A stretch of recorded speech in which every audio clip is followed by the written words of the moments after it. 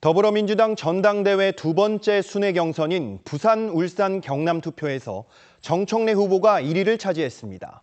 순회 경선 첫날 충청에서 승리한 김민석 후보를 제치고 합산 득표수에서도 1위로 올라섰는데 두 후보 간 표차가 1%포인트에 불과할 만큼 초박빙 레이스가 펼쳐지고 있습니다. 장동욱 기자입니다. 더불어민주당의 새로운 지도부를 뽑는 순회 경선 둘째 날. 정청래 후보가 김민석 후보보다 앞선 득표 결과가 발표되자 지지자들이 정 후보의 이름을 연호합니다. 기호 2번 정청래 후보 25,189표, 기호 3번 김민석 후보 23,675표입니다. 득표율 46.6%를 기록한 정청래 후보는 김민석 후보를 2.8%포인트 차로 누르고 부의경 순회 경선 1위를 차지했습니다. 송영길 후보는 득표율 9.5%에 그쳤습니다. 정 후보는 그제 충청권에서 치러진 첫 전국 순회 경선에서 불과 303표 차이로 김 후보의 승리를 내줬지만 부의경 1위를 가져가며 누적 득표수에서 약 1%포인트 차로 김 후보에 앞서 나가게 됐습니다. 정청래 후보는 노무현 정신으로 승리하겠다며 김민석 후보의 날을 세웠습니다.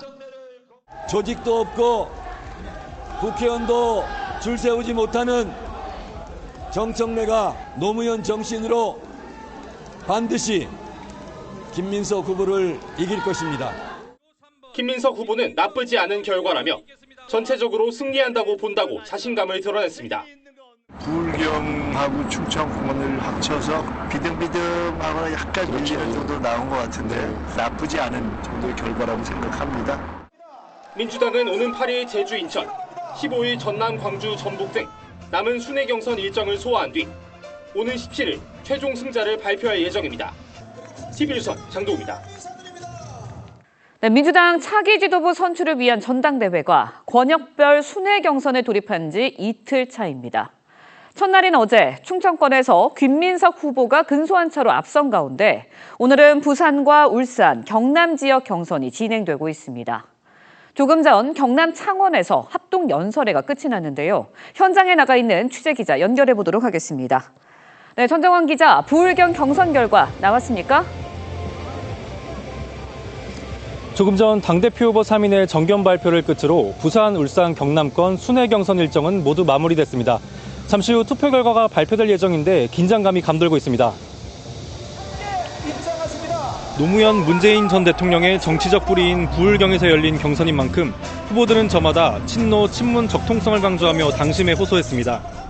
검찰청 폐지하고 보안사건 폐지하고 검찰개혁을 완수했습니다. 노무현 대통령께 보고드립니다.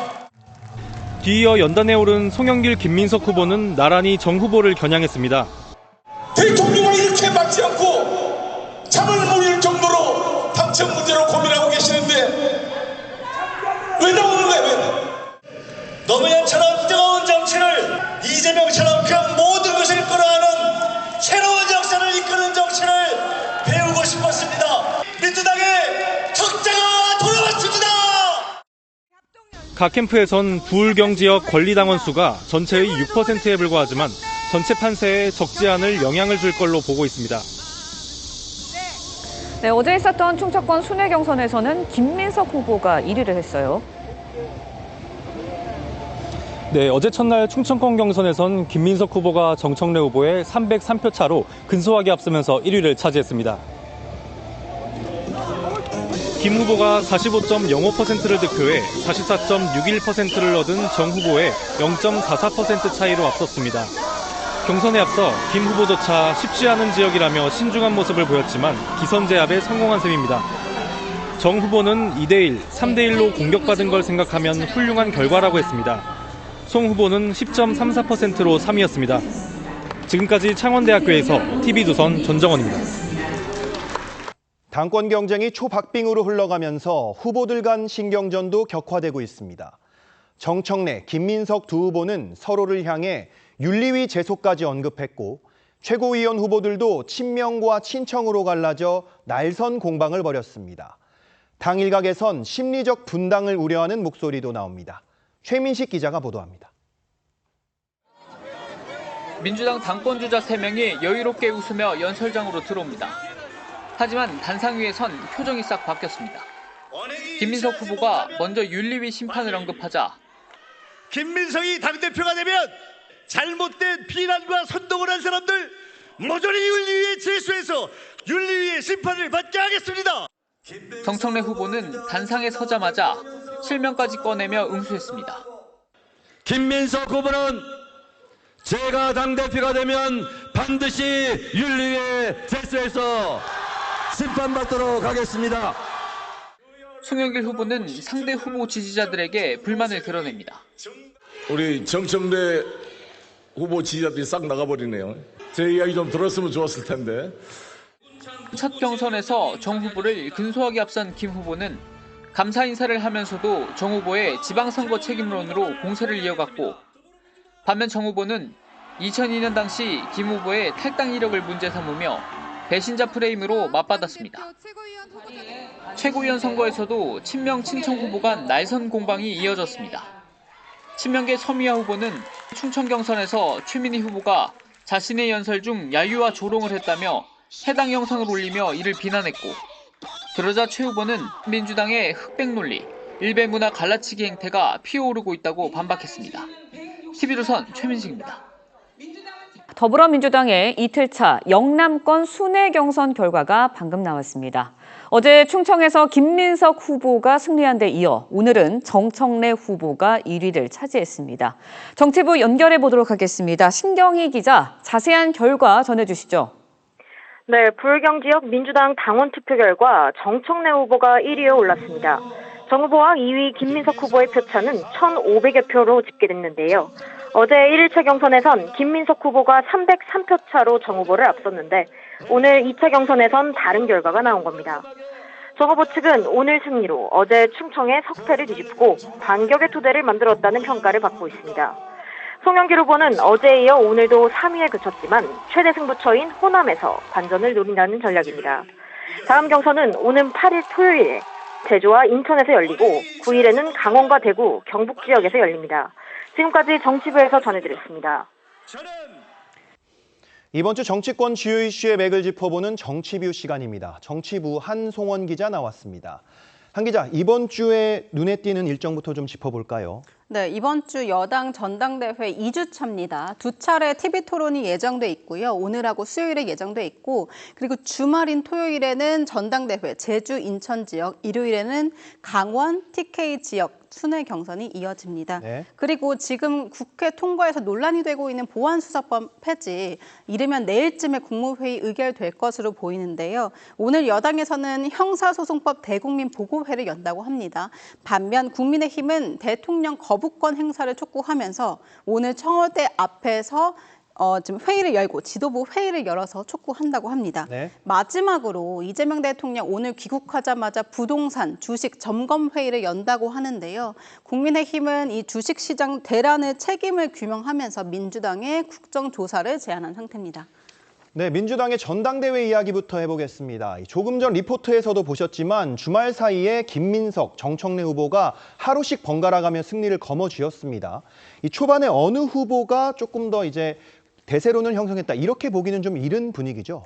네, 두 후보 측 모두 셈법이 한층 복잡해진 모양새입니다.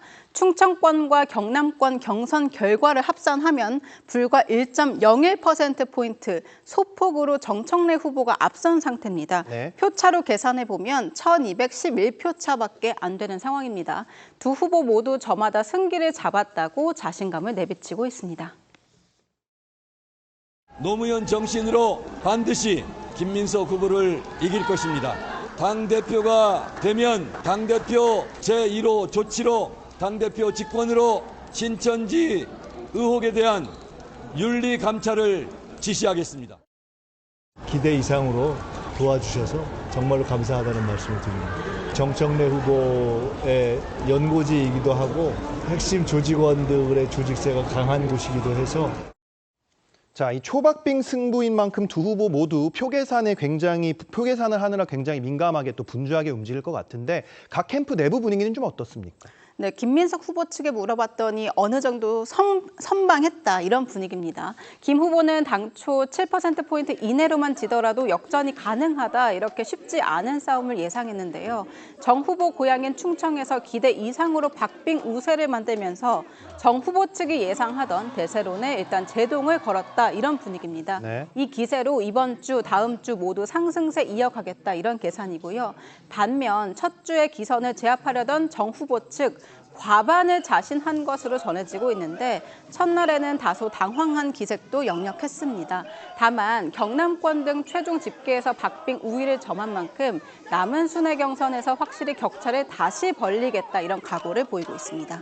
네, 양측 모두 대세론 형성에는 실패하면서 이 마지막까지 좀 봐야 할 것 같은데 결국에 누가 승리를 거머쥘지가 궁금합니다. 이 변수로 꼽을 만한 부분이 좀 있습니까? 네, 지금까지로 보면 표 비중이 좀 미미한 상태입니다. 충청이 10% 정도고요. 부울경이 6% 수준입니다. 그래서 사실 2주 뒤에 있을 호남 51만 명, 수도권 65만 명, 표심이 70% 이상이라 여기서 판가름 날 가능성이 큰 상황입니다. 이번에 처음으로 적용되는 선호투표제도 결정적 변수인데요. 김민석, 정청래, 송영길 후보가 있을 때 3위 후보의 2순위 표심이 1위, 2위 후보로 다시 가서 최종 계산을 다시 하게 되는 시스템입니다. 네. 그러니까 현재 9%에서 10% 지지율을 보이고 있는 3위 송영길 후보를 선택한 당원들의 2순위 표심이 승패를 가르는 캐스팅 보트가 될 전망입니다. 네, 이 10년 만에 갑자기 급물살을 타고 있는 대통령 측근 비위 감시 자리, 이 특별 감찰관 이야기도 한번 해보겠습니다. 이 민주당이 갑자기 하겠다는 이유가 뭡니까? 네, 그렇다 보니까 발표 시점부터 해석이 분분한 상태인데요. 여당이 특별감찰관 추진을 발표한 시점, 전당대회 첫 경선 바로 전날이었습니다. 한병도 원내대표가 긴급 간담회까지 열었는데요. 전당대회 국면에 대통령 견제론 등을 차단하기 위해서 이 대통령 스스로 제도적 견제 장치를 마련해서 명분을 약화하려는 거 아니냐 이런 해석도 나오고 있습니다. 그리고 야당에서는 지금 보안수사권 폐지나 부동산, 주식 민심으로 인한 국면 전환용 카드다 이렇게 보고 있는데요. 네. 실제로 오늘 이 대통령 귀국하자마자 부동산 주식 관련 점검 회의 한다고 아까 전해드렸고요. 네. 실제로 이 대통령 지난주 지지율을 보면 53%로 취임 후에 최저치를 기록했습니다. 그리고 부동산 정책 평가도 보면요. 잘못하고 있다가 56%로 잘하고 있다보다 압도적으로 많은 상태였습니다. 자, 이 특별 감찰관에 대해서 청와대는 어떤 입장을 보이고 있습니까? 네, 이재명 대통령의 원래 대선 공약이었고 취임 직후부터 꾸준히 국회에 요청해온 사안이다 이런 입장입니다. 갑자기 한 건 아니라는 건데요. 여당은 다음 달까지 국회 추천 절차 마무리하겠다 이렇게 밝혔는데 청와대도 절차에 따라 신속히 임명하겠다 이렇게 밝힌 상태입니다. 알겠습니다. 이 마지막으로 선관위 특검 이슈도 짚어보겠습니다. 이 수사 범위도 이번 지방선거뿐 아니라 지난해 대선 등까지 확대될 수도 있을 것 같은데 이 특검의 출범 시점은 도대체 언제입니까? 네, 특검법이 국무회의에서 의결이 되면요. 국민추천위가 출범하게 되고 그럼 이때부터 바로 특검 후보자 추천에 착수하게 됩니다. 네. 야당에서는 이번 지방선거뿐 아니라 지난 대선 등에서도 투표율 조작 의혹이 있었다 이렇게 판단하고 있는데요. 합수본도 실제로 지난 선거 자료를 입수해서 수사 범위 실제로 넓혀질 가능성 큰 상황입니다.